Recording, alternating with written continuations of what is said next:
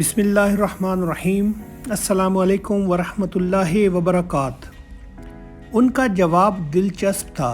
میرے گھر میں 70 کلو واٹ کے سولر پینل لگے ہیں۔ میں ان سے اپنے گھر کی ضرورتیں بھی پوری کرتا ہوں اور واپڈا کو بجلی بھی بیچتا ہوں۔ یہ ایک لانگ ٹرم سرمایہ کاری تھی۔ میں نے اس پر اچھے وقتوں میں 1.5 کروڑ روپے خرچ کیے تھے۔ مجھے اس سے یہ فائدہ ہوا، میں لوڈ شیڈنگ اور بجلی کے بلوں سے بچ گیا۔ لیکن اس ماہ مجھے بھی 10 لاکھ روپے کا بل موصول ہو گیا اور میں دیر تک بل دیکھتا رہا اور سر پر ہاتھ مارتا رہا۔ یہ بات مجھے ایک کھرب پتی بزنس مین نے بتائی۔ یہ اس وقت وفاقی کابینہ کا حصہ بھی ہیں۔ میں نے جواب میں انہیں اپنی کہانی بھی سنائی۔ ہمیں گھر کے لیے 10 کلو واٹ بجلی چاہیے تھی۔ ہم نے 1.5 سال قبل 20 کلو واٹ کا سسٹم لگایا۔ 10 کلو واٹ خود استعمال کر لیتے ہیں اور 10 کلو واٹ واپڈا کو دے دیتے ہیں۔ یوں ہمارے 1,76,000 روپے واپڈا کے ذمے واجب الادا ہو گئے، مگر اس ماہ واپڈا نے ہمیں 1,56,000 روپے بل بیچ دیا۔ مجھے سمجھ نہیں آئی۔ میں واپڈا سے بجلی نہیں خرید رہا، میں انہیں بیچ رہا ہوں۔ میں رات کے وقت بھی اپنی بیٹریوں کو استعمال کرتا ہوں۔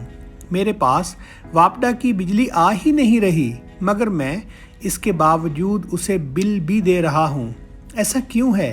وہ فوراً بولے، سیم ٹو می، میں بھی بجلی نہیں لے رہا، لہٰذا پھر بل کس چیز کا ہے؟ یہ 2 مثالیں ہیں، لیکن اگر آپ گہرائی میں جا کر دیکھیں تو آپ کو ایسی لاکھوں مثالیں مل جائیں گی۔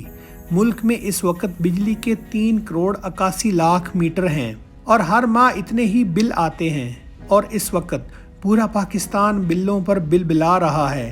عوام میاں شہباز شریف اور اسحاق ڈار کو جھولیاں اٹھا اٹھا کر بددعائیں دے رہے ہیں۔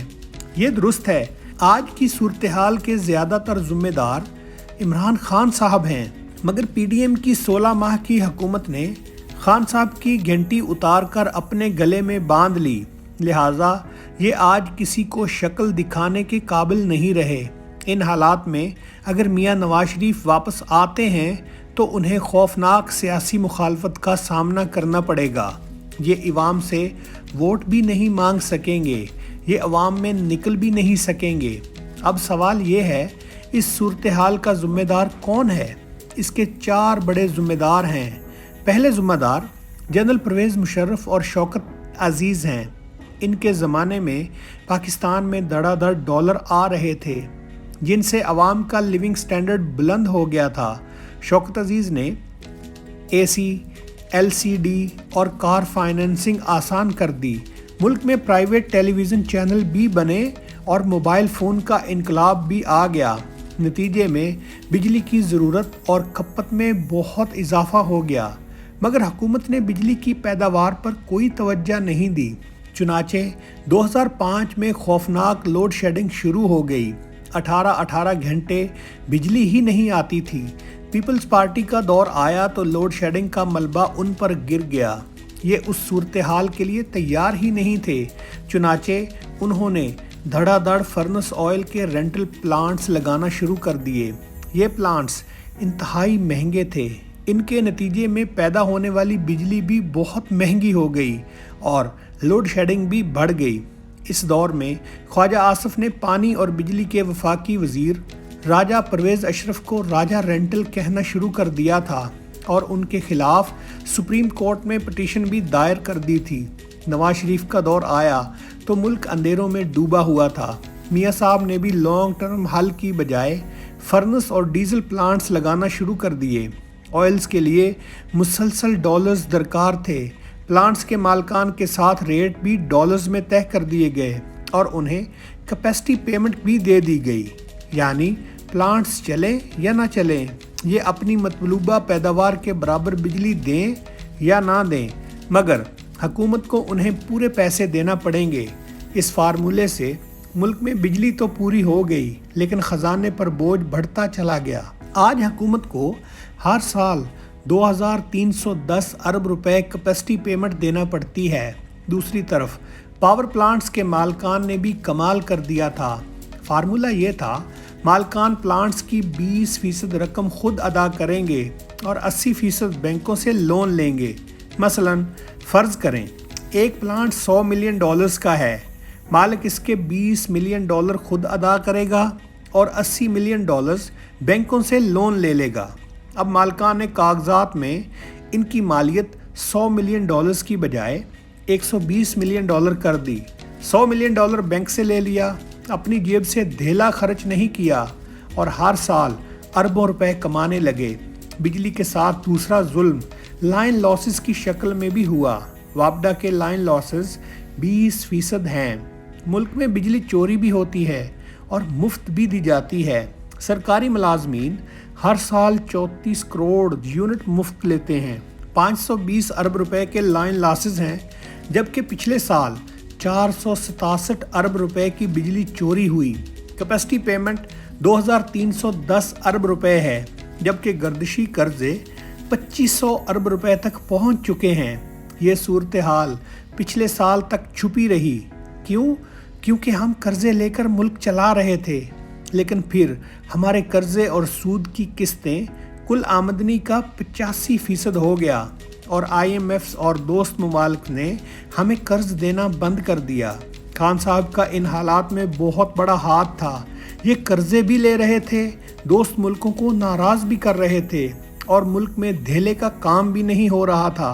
लिहाजा PTI की हुकूमत तेज़ी से अपनी हमाकतों के बोझ तले दफन हो रही थी, मगर ऐन वक्त पर नून लीग ने खान का सर चट्टान के नीचे से निकाला और खुद इस गिरती हुई चट्टान के नीचे बैठ गए।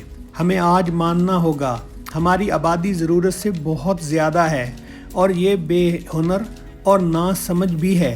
25 करोड़ लोगों में सिर्फ 2.5 करोड़ लोग काम करते हैं और बाकी 22.5 करोड़ इन्हें जलील करते हैं। 2, हमारी आमदनी हमारे वसाइल से 5 गुना कम है। हमें अगर 100 रुपये चाहिए तो हम सिर्फ 20 रुपये कमा रहे हैं, बाकी 80 रुपये के लिए हमें दर दर भीख मांगना पड़ती है। 3, हम तवानाई के लोकल वसाइल की बजाय इम्पोर्टेड वसाइल पर इन्हसार कर रहे हैं। हम अपनी ज़रूरत का 85% पेट्रोल दरामद करते हैं। हमारे पास 2 तरीके थे, हम अपनी ज़रूरत का पेट्रोल खुद निकालते या हम अपनी ज़रूरत को महदूद कर लेते, जबकि हमने पेट्रोल भी नहीं निकाला और गाड़ियों की तादाद भी बढ़ाते चले गए। मुल्क में पब्लिक ट्रांसपोर्ट भी दस्तयाब नहीं है, लिहाजा हम हर साल 30 से 35 अरब डॉलर्स का पेट्रोल फूंक देते हैं। हमारे पास थर में कोयले के वसी ज़खायर मौजूद हैं। हम अगर उनसे सालाना 50,000 मेगावाट बिजली बनाएं तो भी ये ज़खायर 500 साल के लिए काफ़ी हैं, लेकिन हम इससे सिर्फ 5,332 मेगावाट बिजली बना रहे हैं और ये काम भी 5 साल कबल स्टार्ट हुआ था।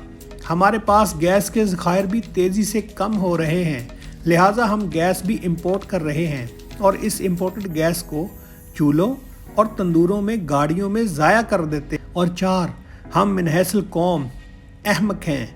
हम अपने नफ़ा नुकसान को भी नहीं समझते। हम जब चाहते हैं सड़कें बंद करके बैठ जाते हैं या अपनी अमलाक को ही जला देते हैं। इस्टेब्लिशमेंट सियासतदानों से लड़ रही है और सियासतदान इस्टेब्लिशमेंट को हराना चाहते हैं। हम एक एक्सटेंशन के लिए मुल्क को समुंदर में गोते दे देते हैं।